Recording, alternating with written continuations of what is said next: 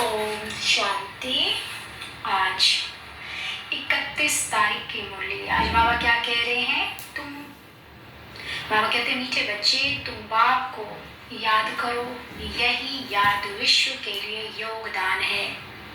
इसी से विश्व पावन बनेगा, बेड़ा पार हो जाएगा। क्या कह रहे बाबा? बाप को याद करो, याद ही विश्व के लिए योगदान है और इसी से विश्व पावन बनेगा, बेड़ा पार हो जाएगा। कैसे पावन बनेगा? बाबा की पवित्र किरणें, शक्तिशाली किरणें, शीतल किरणें जब हम बरसाते हैं तो पूरा विश्व में वो फैलता है। पूरे विश्व, सिर्फ हम तक नहीं रहता, पूरे विश्व में फैलता है। तो उससे विश्व का वातावरण बदलता है, आत्माओं की शक्ति बढ़ती है और शीतल होती है, पवित्रता आती है, सारे गुण आते हैं। तो बाबा कहते हैं पूरे विश्व के लिए हम क्या कर रहे हैं? बेड़ा पार करने का योगदान कर रहे हैं। प्रश्न आज पूछे बाबा, किन बच्चों की संभाल अंत समय में स्वयं बाप दादा करते हैं? संभाल कब बाबा करेंगे, ये बाबा आज बता रहे हैं अंतिम समय में। उत्तर, जो बच्चे बहुत समय से कांटों को फूल बनाने की सर्विस में तत्पर रहते हैं, बाप के पूरे पूरे मददगार हैं, ऐसे बच्चों की अंत समय में बाप स्वयं संभाल करते हैं। कांटों से फूल बनाने में मददगार बनते हैं। यहाँ जो सेवा है, ये सेवा दिखावा के लिए सेवा नहीं करनी है। अगर हम सच्चे दिल से सेवा नहीं कर रहे हैं, दूसरे के परिवर्तन के लिए सेवा नहीं कर रहे हैं, तो वो हमारे पे ही भारी पड़ेगा। फिर बाबा की मदद नहीं मिलेगी, अंत अभी भी नहीं मिलेगी, अंत समय में क्या मिलेगी? तो बाबा कहते जो कर रहे हैं उसमें ऑनेस्टी होना चाहिए, बहुत ईमानदारी। हमारी मनसा में क्या है, हमारा नियत कैसा है, ये सबसे इम्पोर्टेंट है। कांटों को फूल बनाना कोई सबके बस की बात नहीं है। बुरी चीजें इतनी हैं दुनिया में कि उसको देखकर दूर हट जाता है इंसान, लेकिन फूल बनाने की सेवा करना, उसके लिए बहुत नेक नियत चाहिए।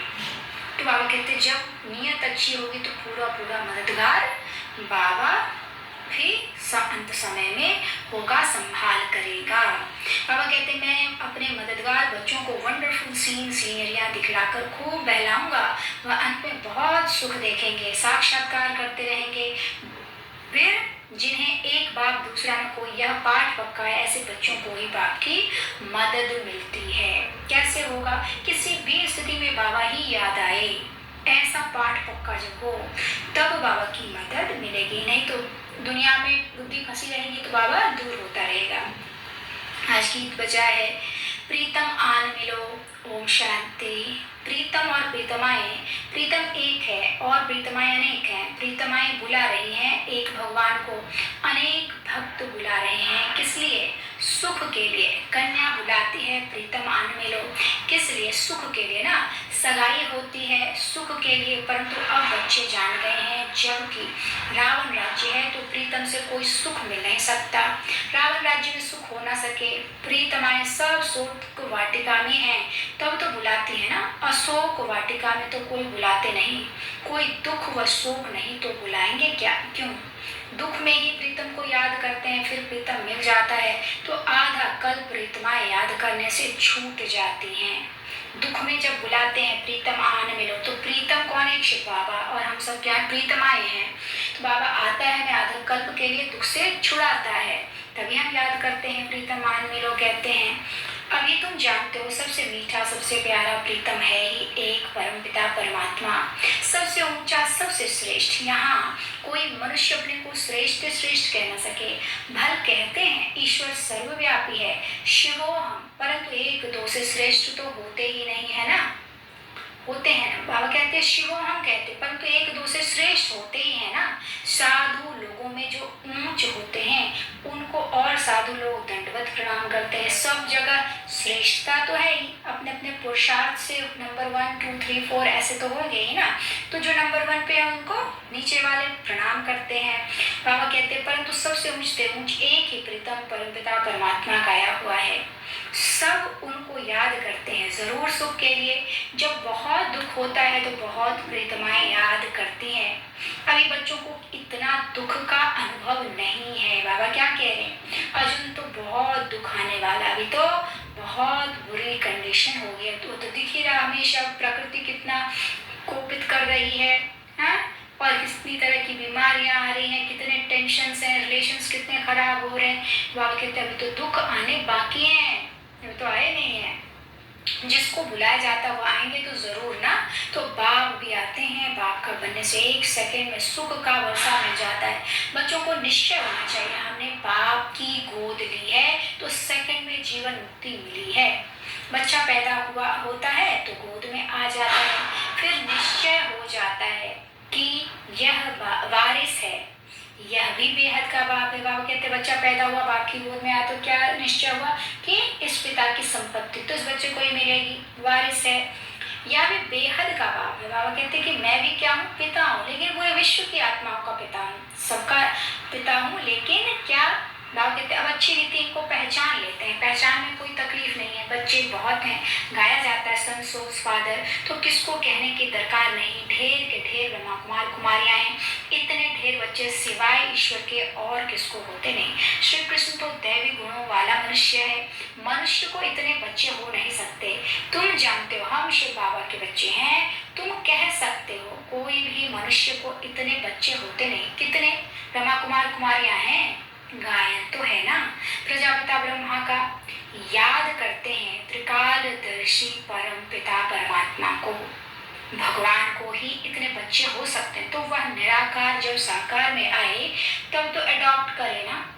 निराकार के ही पूरे विश्व की आत्मा बच्चे हैं, मनुष्य के बच्चे हो नहीं सकते। लेकिन अडॉप्शन कैसे होती है, साकार द्वारा, शरीरधारी द्वारा। तो साकार ब्रह्मा बाबा उनके द्वारा शिव बाबा अडॉप्ट करते हैं। शरीर न हो तो गोद कैसे लें। तुम ईश्वर की गोद में आए हो, जानते हो वही प्रीतम है, सबसे मीठा, सबसे प्यारा। प्यार करने वाले को प्रीतम कहा जाता है। तुम जानते हो हमारा ऊंच से ऊंचा प्रीतम वह है जिससे हम प्रीतमाओं को स्वर्ग के सुख घनेरे मिलते हैं। उनके सुख बैठे हैं, उनके सम्मुख बैठे। किनके सम्मुख, शिव बाबा के सम्मुख। भक्ति मार्ग में गाते भी हैं, राम का नाम लेने से मनुष्य पार हो जाता है। इसलिए राम राम बहुत कहते हैं। जैसे गंगा नदी को पतित पावनी समझते हैं मनुष्य, वहां जाकर पत्ते पर दीवा जलाते हैं। जैसे श्री कृष्ण को पत्ते पर सागर में अंगूठा चूसता हुआ दिखाते हैं, या फिर दीवा जगाकर पत्ते पर रखते हैं। पर आत्मा भी दीपक है ना। मनुष्यों को तो पूरा ज्ञान नहीं है, उनके लिए तो जैसे एक रस्म हो गई है। दीवा जगाकर कहते हैं आत्मा पार हो जाती है। परमपिता परमात्मा तो खिवैया कहा जाता है। बाबा क्या है, खिवैया है। बाबा कहता है मेरा जो नाम है वो गुणवाचक है, मैं कर्तव्य करता हूँ, ऐसे गुण है मुझ में, तब मेरी महिमा है।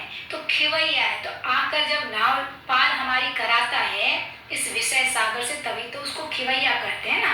तो बाबा कहता है विषय सागर से पार ले जाते हैं। उन्होंने अक्षर सुनकर एक रस्म बना दी है, बाप आत्मा का दीवा जगाते। अब ये अक्षर है, बाबा आता है इस गंदी दुनिया से हमें पार ले जाने के लिए। कैसे ले जाएगा, संस्कार परिवर्तन करके, हमें अच्छे कर्म सिखा के, दैवी गुण धारण करा के, इस विषय सागर से छुड़ा के, विकारों से छुड़ा के बाबा हमें ले जाएगा।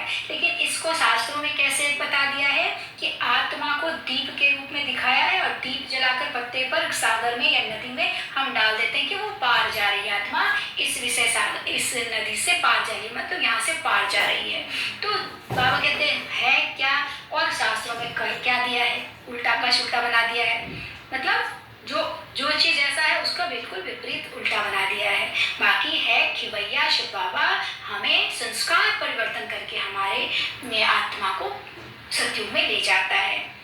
बाबा कहते यह सब निशानियां हैं, आत्मा को ही यह शरीर छोड़ जाना पड़ता है उस पार परम धाम में। तुम जानते हो आत्मा अज्ञान सागर में से इस पार जा रही है। खिवैया तो बाप ही है ना। ज्ञान गंगा जी को खिवैया अक्षर नहीं दिया जा सकता। खिवैया अथवा साजन तो साथ साथ चाहिए, कितनों को साथ में उस पार ले जाता। साजन से क्यों कंपेयर करते हैं कि साजन क्या करता, सजाता है और हमारी सुख के लिए वो सब कुछ करता है, हमें सुख देता है प्रेम से, स्नेह से। इसलिए शिव बाबा क्या है, साजन भी है, क्योंकि वो हमें बहुत प्यार से मीठे बच्चे कह के हमारी आत्मा को धोता है, विकार से छुड़ाता है, हमारी गंदी आदतों को छुड़ाता है, पार ले जाता है विषय सागर से। इसलिए शिव बाबा क्या है, साजन है। पहले तो श्रृंगारित करता है। साजन का काम क्या है, श्रृंगारित करना। तो बाबा भी आकर हमें सजाता है, दैवी गुणों से भरता है। इसलिए बाबा क्या है, खिवैया है, शिव साजन भिन्न भिन्न नाम रखते हैं। बाकी बोट में और स्टीमर में बिठाए कोई ले नहीं जा सकते। तुम बच्चे जानते हो कैसे याद की यात्रा में रहते हैं। इसमें कुछ बुक से राम राम कहने की दरकार नहीं। यहाँ पे जो हमारा पार लगेगा बेड़ा, उससे हम राम राम कह के बेड़ा पार हम नहीं लगा सकते हैं। ओम नमः शिवाय जप के नहीं कर सकते हैं। कीर्तन भजन करके हम हमारा विकर्म से हम छुटकारा नहीं पा सकते। कैसे छुटकारा? मैं भी आत्मा बिंदे, बाबा भी बिंदे। मैं शांत स्वरूप, प्रेम स्वरूप, सुख स्वरूप, बाप समान, शक्ति स्वरूप, ज्ञान स्वरूप, आनंद स्वरूप, बाबा के जैसे, जैसा बाप वैसा बच्चा। जब हम ये महसूस करके विजुअलाइज करते अपने तीसरे नेत्र द्वारा, मन बुद्धि की आंखों द्वारा, कि बाबा भी बिंदी और मैं भी बिंदी, उसकी सारी शक्ति ज्ञान गुण मुझ में समा रही, तो मुझ में जो समा रही शक्तिशाली किरणें, वो मेरी आत्मा पर चढ़े हुए कट को, मैल को, विकार को धोता है कि मैं तो शांत स्वरूप हूँ, मैं क्यों चिल्लाती हूँ, मैं तो प्रेम स्वरूप हूँ, मैं क्रोध क्यों करती हूँ, या मैं किसी को सुख देने के लिए हूँ, सुख स्वरूप हूँ, मुझे सुख देना है, मुझे तो सुख सागर सुख दे रहा है, तो मुझे मांगना नहीं है किसी से, मुझे देना है। तो देने वाला दाता, और मैं भरपूर होती रहती हूँ बाबा से, तो मुझे अब किसी से लेना ही नहीं है। तो ये जो गुण है, ये जो चीजें हैं, इससे हमारी आत्मा स्वच्छ होगी और अगला जन्म बहुत जैसी आत्मा होगी वैसा ही शरीर मिलेगा, वैसा ही सब कुछ मिलेगा। तो ये बाबा कहता है इस तरह से तुम्हारा मैं बेड़ा पार करके स्वर्ग में ले जाता हूँ। अब बाबा कहते हैं तुम साक्षी हो, देखते हो, हर एक एक्टर है, जानते हैं वो अपना अपना पार्ट बजाए वापस जाते हैं खुशी से। मनुष्य कहते हैं मेरा तो स्वर्गवास मरा तो स्वर्गवासी हुआ। तुम जानते हो हम स्वर्गवासी बनने के लिए पुरुषार्थ करते हैं। ऐसे मर के स्वर्ग में नहीं जा सकते, स्वर्ग में जाने के लिए पुरुषार्थ करना पड़ेगा। और गंगा पतित पावनी नहीं है। बाबा क्या कह रहे हैं? पतित पावन शिव बाबा है। यह सिद्ध करके बताना है, बच्चों को पॉइंट दी जाती है समझाने के लिए। काशी ने समझाना सबसे सहज और अच्छा है। शिव का मंदिर है तो जरूर कभी आया है। शिव को हमेशा बाबा कहा जाता है, उनको अपना शरीर कभी नहीं मिलता। ऐसे तो शिव बाबा नाम बहुत बच्चों के हैं, शिव तो बहुत बच्चों के नाम है, अथवा श्री कृष्ण भी लाखों के नाम होंगे, परंतु वह श्री कृष्ण तो सतयुग में था ना। श्री कृष्ण के भक्त श्री कृष्ण की मूर्ति उठाए पूजा करेंगे, मनुष्य की तो नहीं करेंगे ना। तो सिद्ध होता है श्री कृष्ण सतयुग में होता है, मनुष्य को पता ही नहीं है राधे कृष्ण कौन है, उनको कौन राजाई कब किसने दी है, राज्य का भाग्य किसने दिया है। अच्छा मीठे मीठे सिकिलते बच्चों प्रति माता पिता बाप दादा का याद प्यार और गुड मॉर्निंग। रूहानी बाप की रूहानी बच्चों को नमस्ते। हम रूहानी बच्चों के रूहानी बाप दादा को नमस्ते बाबा, नमस्ते। शुक्रिया बाबा, शुक्रिया। आज धारणा के लिए मुख्य सार है, पहला बाप की याद में रहना है और सबको याद दिलाना है, यही दान करते रहना है। बाप पर बलि चढ़कर फिर ट्रस्टी को संभालना है। बाप की याद में रहना और सबको याद दिलाना है, यही दान करते रहना है। बाप पर बलि चढ़ फिर ट्रस्टी को संभालना है। दूसरा साक्षी हो, हर एक एक्टर का पार्ट देखना है। हम पार्ट पूरा कर काशी से खुशी से वापस जा रहे हैं, इस स्मृति में सदा रहना है। हम क्या कर रहे हैं? अपना अपना पार्ट जो जैसा कर रहे हैं वो अपना जाने, हमें परेशान भी नहीं हो रहा, कुछ भी नहीं, कुछ नहीं, सब सही कर रहा है, सबको जैसा मिला हुआ है वैसा पार्ट कर रहा है। तो इस स्मृति में रहेंगे तो हम खुश रहेंगे। आज वरदान दे रहे बाबा, सदा बाप समान बन अपने संपन्न स्वरूप द्वारा सर्व को वरदान देने वाले वरदानी मूर्त भव। सदा बाप समान बन अपने संपन्न स्वरूप द्वारा सर्व को वरदान देने वाले वरदानी मूर्त भव। भारत में विशेष देवियों को वरदानी के रूप में याद करते हैं, लेकिन ऐसे वरदानी मूर्त वही बनते हैं जो बाप के समान और समीप रहने वाले हों। अगर कभी बाप समान और कभी बाप समान नहीं, लेकिन स्वयं के पुरुषार्थी हैं, तो वरदानी नहीं बन सकते, क्योंकि बाप पुरुषार्थ नहीं करता, वो सदा संपन्न स्वरूप में है। तो जब समान अर्थात संपन्न स्वरूप में रहो तब कहेंगे वरदानी मूर्त, यानी कि हम कहीं अब गलती नहीं कर सकते, हमें संपूर्ण बन जाना बाप समान, हमेशा दाता के रूप में। जिसको जो चाहिए, शक्ति ज्ञान गुण जो चाहिए, प्रेम पवित्रता सुख शांति आनंद, जिसको जो चाहिए हम वो उसको दे सके। जब हमेशा देंगे तो हम वरदानी मूर्त बन जाएंगे बाप समान। स्लोगन है, याद की तीव्र दौड़ी लगाओ तो बाप के गले का हार विजयी बन के बन जाएंगे। अच्छा। ओम शांति।